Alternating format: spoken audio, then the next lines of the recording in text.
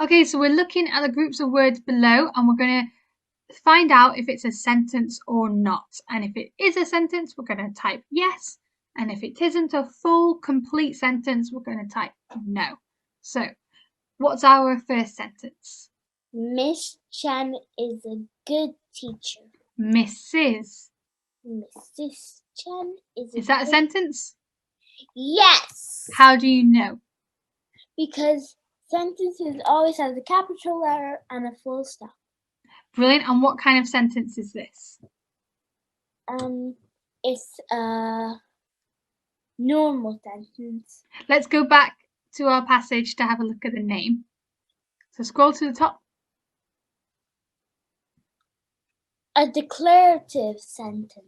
Yes, a declarative sentence. And it's making a what? Normal sentence. It makes a statement.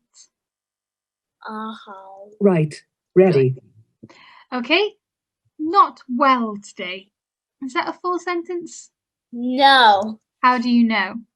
Because a sentence would always have a capital letter and say it would say I don't feel well today, or I do not feel well today. There's no subject in the sentence, is there?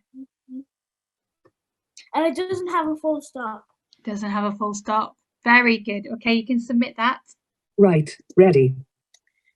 Do the work yourself. What kind of sentence is this? That's kind of rude. It's kind of rude. What would they add to make it polite?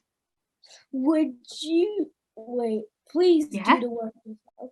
Please do the work yourself, or would you do the work yourself?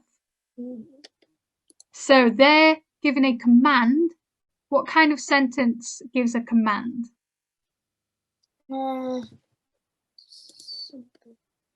Imperative sentence.